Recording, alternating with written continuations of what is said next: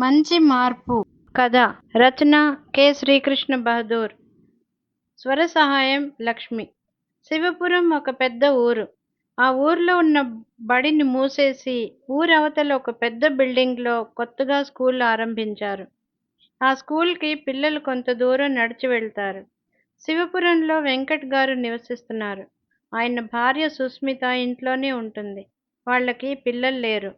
వెంకట్ గారికి heart problem, diabetes ఉన్నాయి. ఆయన ఆ ఊరికి దూరంగా ఉన్న సిటీలో ఉద్యోగం చేస్తున్నారు. శివపురం నుండి రోజు కారులో ఆయన ఆఫీస్కి వెళ్ళి మళ్ళీ సాయంత్రం 6 గంటలకు తిరిగి వస్తారు. ప్రొద్దున్న పూట ఆయన ఆఫీస్కి 8:30కి బయలుదేరినప్పుడు దారిలో స్కూల్కి వెళ్తున్న పిల్లలు ఎవరైనా కనపడితే వాళ్ళని కారులో ఎక్కించుకుని స్కూల్ దగ్గర దింపేసి వెళ్తారు. ఈ మధ్య ఆయన కొత్త కారు కొన్నారు. ఆ కారు అంటే సుస్మితకి చాలా ఇష్టం. ఎంతో శుభ్రంగా ఉంచి కారుని అపురూపంగా చూసుకుంటుంది. రోజు వెంకట్ గారు ఇంటికి తిరిగి వచ్చాక ఆమె కారుని ఒకసారి చూసుకుంటుంది. చిన్నపిల్లలు కారులో ఎక్కినప్పుడు కొంచెం మట్టి, మురికి కనిపిస్తూ ఉంటాయి. ఆమెకు విసుగు, కోపం వచ్చి, ఏంటండి, ఏం చేస్తున్నారు మీరు? ఎందుకు రోజు కారులో ఇంత మట్టి ఉంటుంది, సీట్లు మురికిగా ఉంటాయి అని అడిగింది. వెంకట్ గారు నవ్వి, చిన్నపిల్లలు పాపం నడిచి వెళ్తుంటే జాలేసి కొంతమందినైనా కారులో ఎక్కించుకుని స్కూల్ దగ్గర దింపేస్తూ ఉంటాను. పేద పిల్లలు పాపం ఏదో కష్టపడి మట్టిలో నడిచి రావడం వలన కారులో మట్టి అంటుకుంది. పోనీలేదు, తుడిచేద్దాం అంటారాయన. మీరేం చేయనక్కర్లేదు, నేను చేస్తానులేండి అని సమాధానం చెప్పి కోపంగా కారుని శుభ్రం చేస్తుంది. దాదాపు ప్రతిరోజు ఇలా జరుగుతుంటే సుస్మితకి నానాటికి కోపం పెరిగిపోతోంది. ఒకరోజు సిటీలో ఏదో పని ఉండి ఆమె కూడా కారులో ఆయన పక్కన కూర్చుని వచ్చింది. అప్పుడు దారిలో పిల్లలు కనపడ్డారు. వెంకట్ గారు కారు ఆపి నవ్వుతూ ఆ పిల్లల్ని పిలిచి ఎక్కమన్నారు. వెనక సీట్లో 6 మంది పిల్లలు ఎక్కారు. ఇంకో ఇద్దరికి చోటు లేదు. ముందు ఆంటీ ఒళ్ళో కూర్చుని రండిరా అన్నారాయన. సుస్మిత కంగారుగా వద్దు వద్దు అనే లోపల నవ్వుకుంటూ ఆ పిల్లలిద్దరూ డోర్ తెరిచి ఆమె ఒళ్ళో వచ్చి కూర్చున్నారు. సుస్మిత అతి కష్టం మీద కోపం ఆపుకుని మొహం వెంకట్ గారికి కనపడకుండా ఇంకో వైపుకు తిప్పుకుంది. ఆయన తనని చూసి నవ్వితే ఏమనేస్తుందో అని భయమేసి మౌనంగా కూర్చుంది. స్కూల్ దగ్గరికి రాగానే పిల్లలు థ్యాంక్స్ అంకుల్, థ్యాంక్స్ ఆంటీ అని చెప్పి దిగిపోయారు. ఎందుకండి ఇలా చేశారు? కారు ఆపకుండా వెళ్ళి ఉంటే బాగుండేది కదా. ఇప్పుడు చూడండి నా చీర ఎంత మురికి అయిపోయిందో అని విసుక్కుంది. ఏం పర్వాలేదులే, నువ్వు వెళ్ళేది షాపింగ్కే కదా, ఎంతో మంది ఉంటారు, ఎవరూ నిన్ను పట్టించుకోరు. షాపింగ్ ఏదో ముగించుకుని ఆటోలో ఇంటికి వెళ్ళు అన్నారాయన సిటీలో ఒక షాప్ ముందు కారు ఆపి. సుస్మిత కారు దిగి బలంగా తలుపు మూసి డిపార్ట్మెంటల్ స్టోర్ లోపలికి వెళ్ళింది. ఒకరోజు సాయంత్రం సుస్మిత సిటీలో కార్ డ్రైవింగ్ క్లాసులకి వెళ్తూ సాయంత్రం వెంకట్ గారిని పికప్ చేసుకోమని చెప్పింది. ఆయన సరే అన్నారు. సాయంత్రం అయింది. తన పని ముగించుకుని సుస్మిత ఒక బస్ స్టాప్లో వెయిట్ చేస్తోంది. అక్కడికి వెంకట్ గారు వచ్చి కారు ఆపారు. సుస్మిత కారులో కూర్చుంది.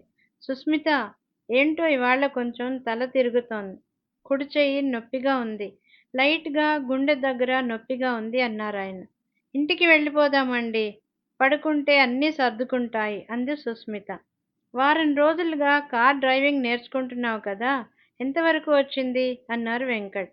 పర్వాలేదండి, 4th గేర్లో వెళ్ళడం దాకా వచ్చేసింది, ఇంకా రివర్స్ గేర్ లాంటివి నేర్పించాలి అంది సుస్మిత. కారు కొంచెం వేగంగా స్కూల్ దగ్గరికి వస్తోంది. అప్పుడు అనుకోకుండా పెద్ద చప్పుడుతో కారు టైర్ పంచర్ అయింది. ఒక్కసారి వెంకట్ గారి గుండె దడదడలాడింది. ఆయన చేతులు వణికాయి. కారు కంట్రోల్ తప్పి అక్కడున్న పెద్ద చెట్టుని గుద్దుకుంది. వెంకట్ గారికి స్పృహ తప్పింది. సుస్మిత కంగారుగా కారు దిగి అటు ఇటు చూసింది. కారు యాక్సిడెంట్ అవ్వడం దూరం నుంచి స్కూల్ గ్రౌండ్లో ఆడుకుంటున్న కొంతమంది పిల్లలు చూశారు. పరిగెత్తి కారు దగ్గరికి వచ్చారు. అరే, వెంకట్ గార్రా, ఏదో అయింది పాపం అని మాట్లాడుకుంటున్నారు. సుస్మిత వాళ్ళ వైపు చూసింది. పిల్లలు, ఆయన్ని అర్జెంటుగా ఆసుపత్రికి తీసుకెళ్ళాలి, ఎలాగా అని అడిగింది. పిల్లలు ఆలోచించారు. వారిలో కొంచెం పెద్దవాడైన రాజేష్, ఆంటీ, మీకు డ్రైవింగ్ వస్తే కారు నడుపుతూ ఉండండి, మేము వెనక నుంచి కారుని తోసుకుంటూ వస్తాం. సిటీలోకి వెళ్ళి హాస్పిటల్ దగ్గర ఆపుదాం అన్నాడు. ముందు వెంకట్ గారి మొహం మీద నీళ్లు జల్లి, ఆయన కళ్ళు తెరవగానే జాగ్రత్తగా నడిపించి, కారు ముందు సీట్లో కూర్చోబెట్టింది. సుస్మిత తను డ్రైవింగ్ సీట్లో కూర్చుంది. అందరూ బయలుదేరి సిటీలోకి వెళ్ళి, ఒక ఆస్పత్రి ముందర కారుని ఆపారు. ఆస్పత్రి నుండి మనుషులు కారు దగ్గరకు వచ్చి వెంకట్ గారిని లోపలికి తీసుకెళ్లారు. గబగబా డాక్టర్ గారు వచ్చి ఆయనని చూశారు. ఒకసారి వెంకట్ గారు కళ్ళు తెరిచి చూసి చేత్తో సుస్మితని దగ్గరికి రమ్మని సైగ చేశారు. ఆ పిల్లలు అన్నారు. నేను చూసుకుంటాను. మీరేమీ వర్రీ అవ్వకండి అంది సుస్మిత. ఆయన తల ఊపి కళ్ళు మూసుకున్నారు. ఆయన్ని లోపలికి తీసుకువెళ్లారు. 10 నిమిషాలు అయ్యాక డాక్టర్ గారు వచ్చి సుస్మిత గారిని చూసి ఇలా చెప్పారు. ఆయనకి హార్ట్‌అటాక్ వచ్చిందమ్మా. అర్జెంటుగా స్టెంట్ పెట్టాలి. సమయానికి తీసుకువచ్చారు. ఇంకొక 5 నిమిషాలు ఆలస్యమైనా ఆయన ప్రాణం అని ఆగిపోయారు డాక్టర్. డాక్టర్, మీరు వెంటనే ఆపరేషన్ చేయండి. నేను ఎక్కడెక్కడ కాగితాల మీద సంతకాలు పెట్టాలో చెప్తే పెడతాను. మొత్తం డబ్బు ఇచ్చేస్తాను. ఇప్పుడు 10,000 ఇస్తాను. అలాగేనమ్మా అన్నారు డాక్టర్. ఆపరేషన్ పూర్తయింది. ఇప్పుడు ఇంకా ఆయన క్షేమంగా ఉన్నారు. ఒక అరగంట అయ్యాక మీరు చూడండి అన్నారు డాక్టర్ సుస్మిత వైపు చూసి నవ్వుతూ. అప్పటికి సుస్మిత ప్రాణం కుదుటపడింది. మనసుకి రిలీఫ్‌గా అనిపించింది. పిల్లలకు ఏదైనా చేయాలని గుర్తొచ్చింది. సమయానికి ఆయన ప్రాణాలు కాపాడిన ఈ పిల్లల మీద ఎంతో అభిమానం కలిగింది. కృతజ్ఞత ఆమెకి ఎంతో కనువిప్పు కలిగించింది. గొప్ప సంస్కారం వచ్చేలా చేసింది. ఆస్పత్రి పక్కన ఒక బేకరీ ఉంది.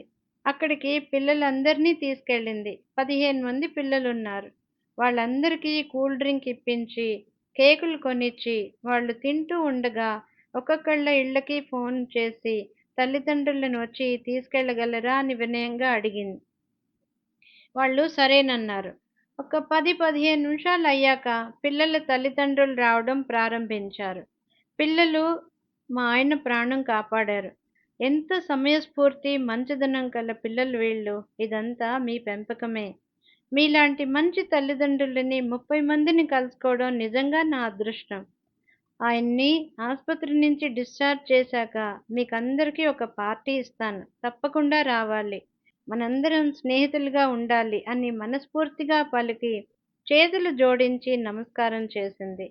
ఆ తల్లిదండ్రులు సంతోషంగా పిల్లల్ని తమ వెంట తీసుకువెళ్తుంటే సదుల నయనాలతో చూస్తూ నమస్కరిస్తూ నిలబడింది సుస్మిత.